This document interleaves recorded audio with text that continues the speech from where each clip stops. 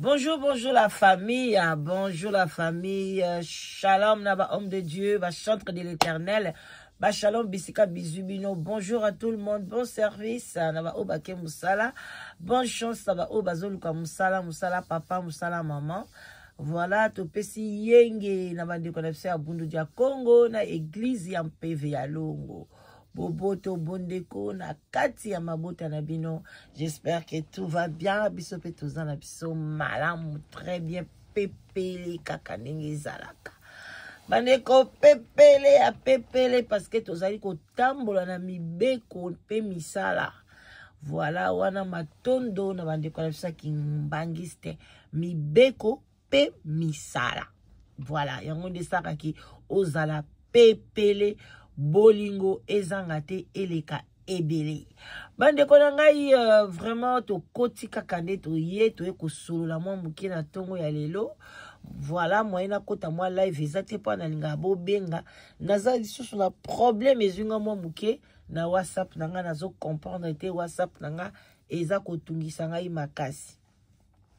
Alors bande kona nga to ye to solola la vraie cause nini esali ke ndeko na biso la brine abanda komona Jani azobimela ye o esali ke akoki yango te akei même koluka basali na Nzambe vraiment luki basali na Nzambe epesi pasi na mawa aluki basali na Nzambe baya kosambelela ye et puis atie a médiatiser yango aboyi kosala yango na secret alekisi yango bosile komona mona yango que la brune abengi basali na Nzambe. Bande kona ngai elekaki kalate avant corps ya Jani ekende na Kinshasa. Tolekaki en tout cas bande ko merci etalamaki et puis sangwe komaki na Kinshasa to komisaki yango et komaki penza bas osali na Nzambe alobaki olinga yete me alobaki makambo ezalaki ke soki bakomi na Kinshasa ba déshabiller Jani ba longola ye bilamba nyonso balatisaki ye balatisa ye bilamba mususu. Bandeko na ngai bandeko totambola malamu na mokili oyo soko tamboli mabe tout se paye ici bas. Muto alobaki phrase wana pona ye pasalaka batu mabe amoni ke zongelaka ye kaka na se ya mabele avant akufa. Alors yondengo zawa na kokanisa te nga na sali batu mabe na kosenga Nzambe merci na kobenga basali na Nzambe ba osambelela ngai ekosila na yango non avant basali na Nzambe baya ya foleka na confession. La brine tomoni yo te na confession tomoni yo kako zwi kiti ovani na kati ya ndaku na yo wana. Donc ndaku nyonso ekomi yo étouffé. Ndaku nyonso ekomi yo lokwa ndaku ya mama nganga ovandi obe na kati ya ndaku basali na Nzambe bakoti bandi kosambela place nini yo sali repentance yaya soki olingi nyonso ezala médiatiser mais lakisa biso pe place ozo loba te place pozo senga place pozo expliquer ndenge nini Jani akufaki okobomba likambo Jani akufaki ti mokolo nini la brine motema makasi ozali nango nayebi te soki motema ya nani ya libanga eza kaka motema ya bato akata kokombe motema ya bazombo parce que oza bikolo ebele eza motema ya nini ya libanga ya loja ya kibefu ndeko nanga mwasi la brine oja sela ane vanda nanu wana na loba na yo mama tala Jani akomi nanu olekuta bimelota spirituel ozo sentir mutu ozo mona te me omani komona Jani azoko traverser ba mur. Oh my God ndeko keba kobela liboma ozaka na susi ya bana na yo te yango no bande ko benga ya nyonso ya Jani ya fai ya kotala bana ya fai bana do yo babota na mokilite pono we ba koboko la bana mamo azana susi ya bana okokima mbangu osala repentance osali yango te yo wana kaka mbangu tomoni yo na batukuna ye wana bozela ye wana na ba photo kidi bande konangae ezali compliqué la brine na basali na nzambe. Oh my God. La brine na basali na nzambe. Na yebite to koluka foto yango to kozwala yango wapi. Bandeko. Bandeko ba bolingo. Alors bandeko na ngai toloba kango tolobi ke bandeko bokeba. Bato nyonso bazolakisa ke balingi Jani balingi ete. Misusu baza wana bandeko na nga bozela tozwata awa. Tokanga ta foto awa. Tolakisa bino na ndako na ye ndenge basali na nzambe bakusambela ye.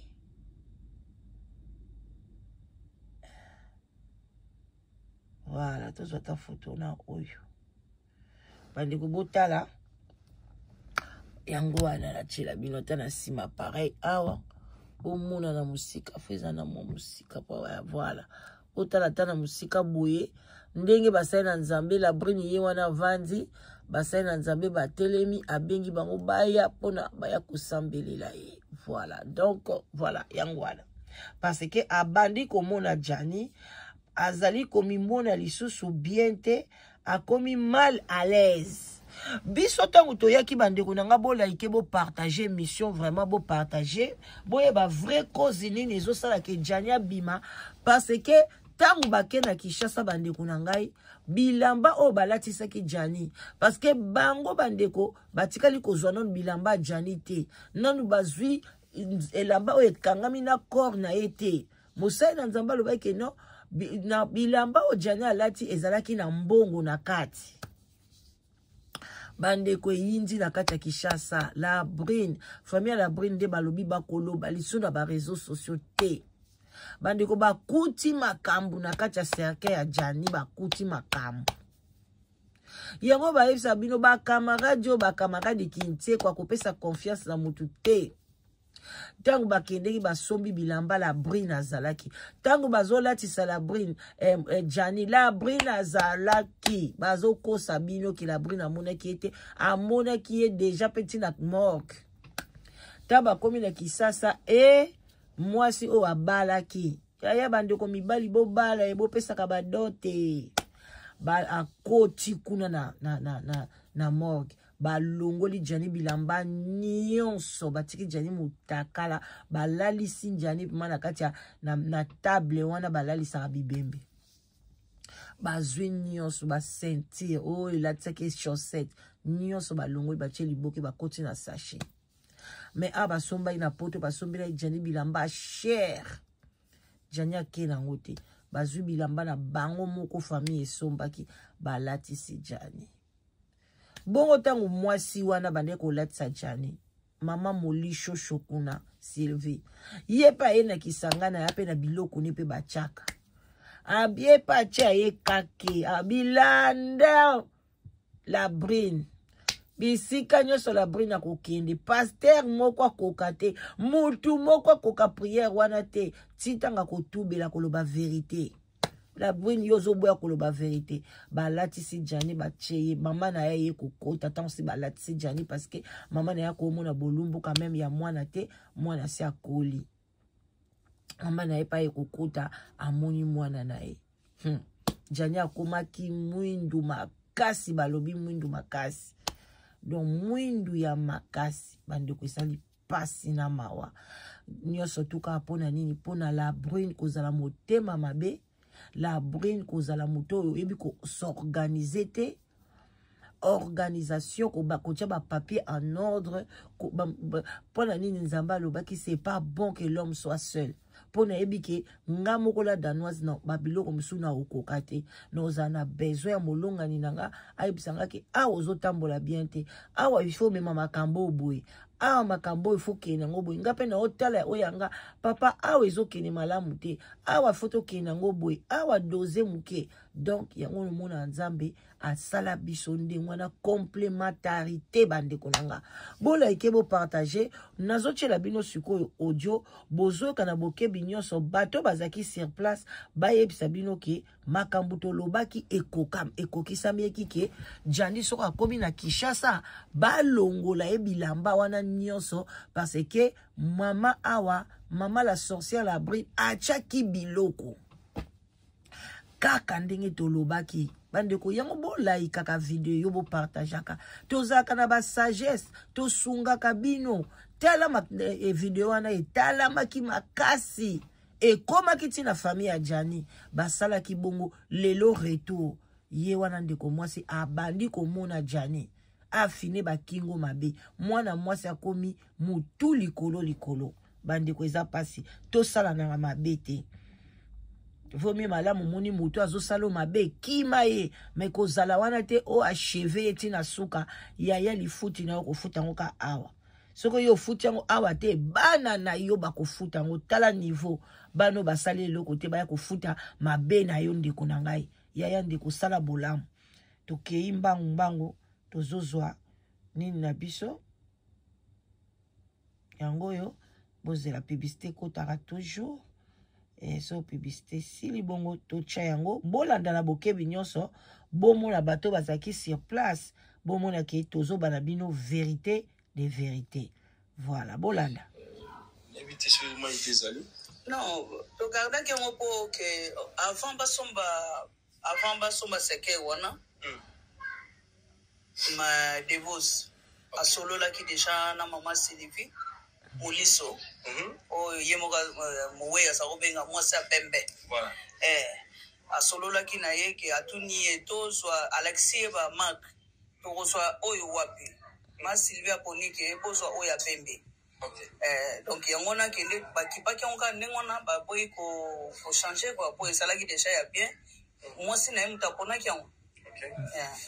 Donc moi Sylvie tapona ki c'est moi si na kende ke ba changer bilamba moi si na ya la tsaki ba bilamba mususu ezaka bilambo ya la tsaki te kuna o ba ba ki faut moi ça tala ce qui fait mais ça y est. Par contre c'est que moi si pe moi ça tali monique eza be maye.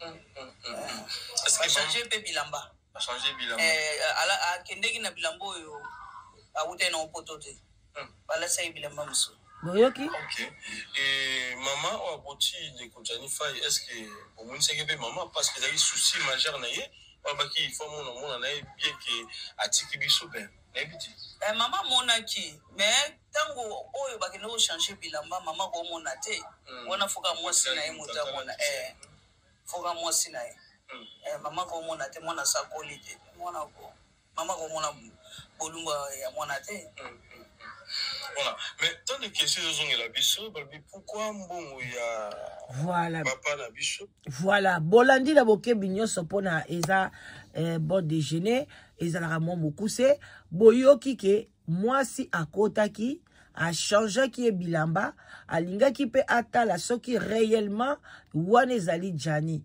mais atikali komona Jani te pendant 15 ans donc Jani a peut ko changer Jani na 15 ans ba transformation makambo ebele salamaka mais soki akotaki ezalaki pona komona Jani bien sûr mais pona ba déshabiller bilamba wana ezaki bilamba moko ba o ba latsaki awa ezalaki bilamba moko déjà ba baby saki yango epa la brine a check yango biloko ya mabe pona étouffer esprit ya Jani e bimate e ya kolanda ye parce que Jani ba précipiter liwana ye mais lokola basali na Nzambe bazali ba oyo ba monaka ba oyo bino tamsu bobenga bango ba ndoki ba sorcier ba nini voilà mais ba monaki musika et puis ba intercaler yango en tout cas parce que quand le temps de Dieu est venu mandeko nanga Nzamba utilisaka moyen nyonso pona ko intercaler mabe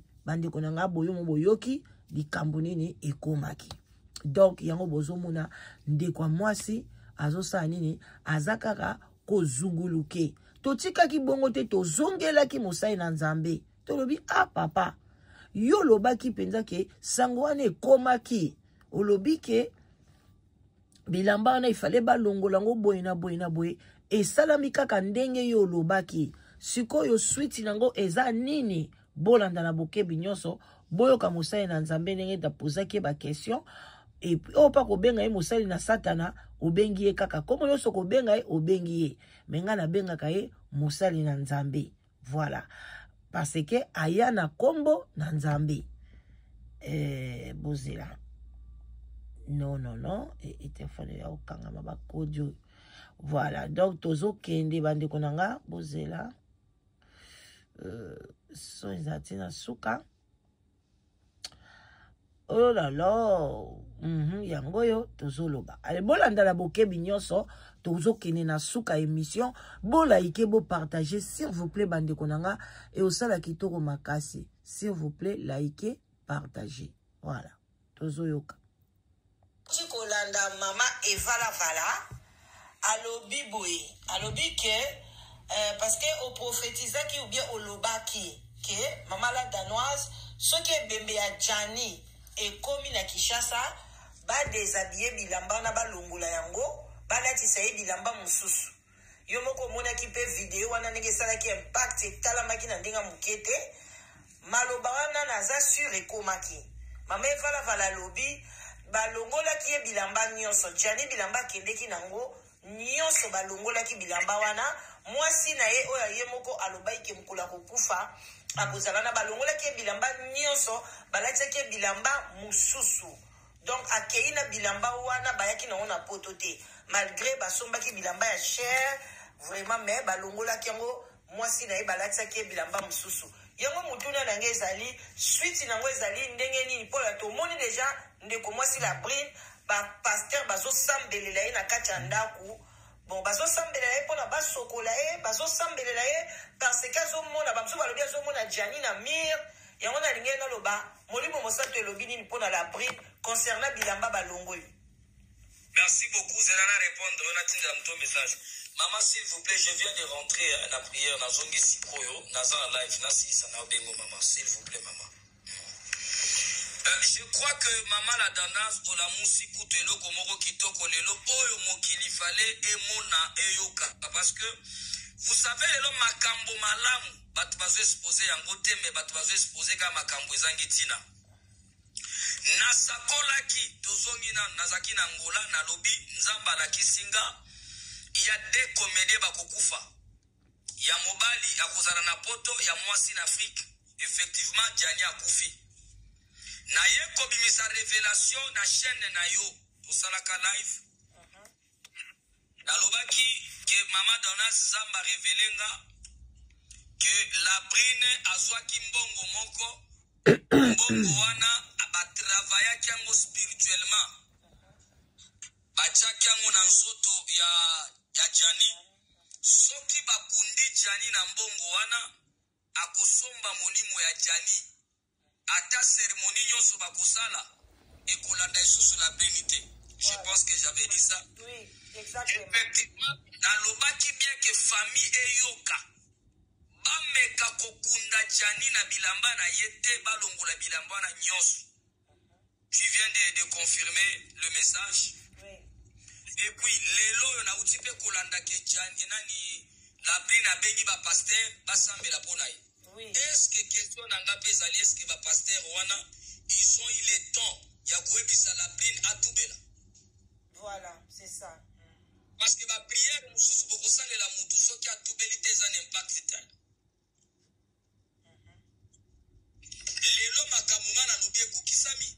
Voilà. Nalobaki yango bie balongole bilamba balongole bilamba. Bilamba, voilà. Basala cercueil wana kakande akundami na ngombe bilamba nyonso sous vêtement tout était enlevé balatie mususu. Et puis nalobaki bien que ndenge sawana il fallait basala cérémonie esprit ya Jani ekolanda ye et lelo tozoloba awa molimo ya Jani yango wana ebandi obimela la brine. Bonsoir prophète, Peggy Titan, journaliste prophète. Journaliste yango nga naza live. Papa journaliste naza live s'il vous plaît. Benga après live na TikTok. Voilà. Donc ce que moi je peux dire aujourd'hui est que oui. Il y a liboso na ba pasteur ba sambeli la brine. Oui. Ba kokaki koprier la brine te faut la brine à se repentir. OK. Mais d'un côté repentance, il y a deux dimensions de repentance. Oui. Il y a la repentance que tu peux te repentir au Seigneur Nzambe pardon ayokelio mawa. Na repentance mususu ko Seigneur Nzamba ko yokelio mawa te fosonga na source ya muto yo sali mabe. sadi ye ifo songa na famille abajani asenga pardon balimbise pona lola pe fungwa melaye. Okay. Ezana ba pardon mususu yo moko sengiza balimbisi yo mezana mususu ifo songa vraiment.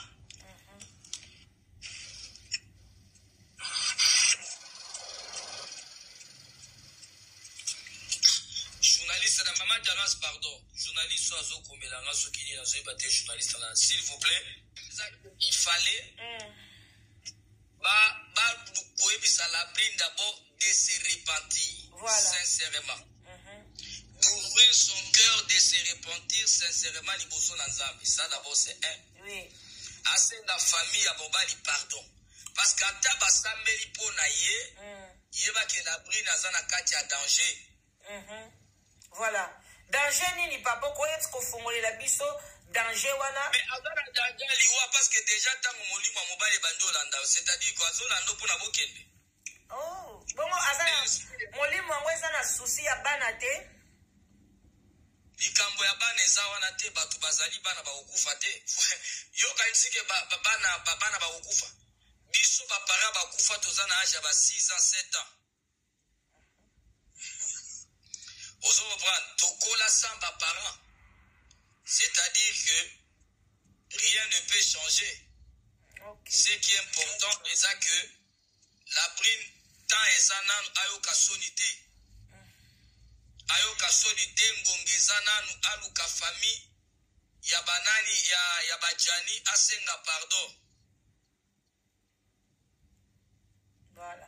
J'espère que Coco Melaye. Vraiment merci. Question d'Angezaki sur Yango concernant prophétie Olobaki. Et puis, bon, deuxième question, Ezak. Voilà. Voilà la famille. J'espère que Boyo Kiango Boke Binyoso. Vraiment, Tokomi na Souka ya émission Nabiso. Toko développer Yango. Toko développer Yango parce que c'est très important. C'est très capital. Naba boye bake le monde spirituel existe avant les camber comme physique et zakanan spirituel.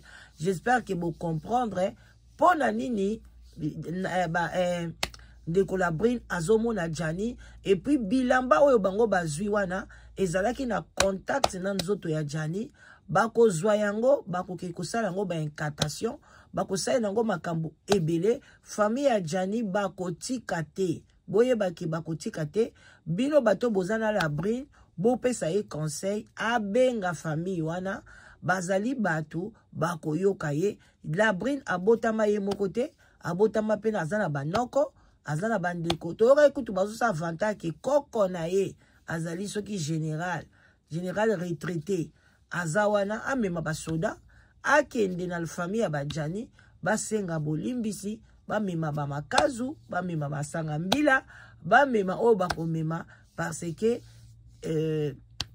nzambe pe alingi liwa ya pécheresse te alors il a se repentir nzambe aoyoka botikala malamu bonne journée vraiment bon like émission bon partager s'il vous plaît et ko sala bien makasi et ko lamsa conscience ya bato ebele boyeba ke ba pratique ezali ata mutu azolo bazo sambela na utaki boye na utaki na prière na utaki boye yaya oyo ka coutume boboyaka boyeba ke basalaka yango ti lelo na kuzu ba ope bakotaka bandako nganga ti lelo bazali donc okanisa te ke bato nyonso tu basambelaka alors à bon attendeur salut keba na famille ya bato kokende ko boma muta famille ya bato te keba ekozongela yo tosololi bye bye.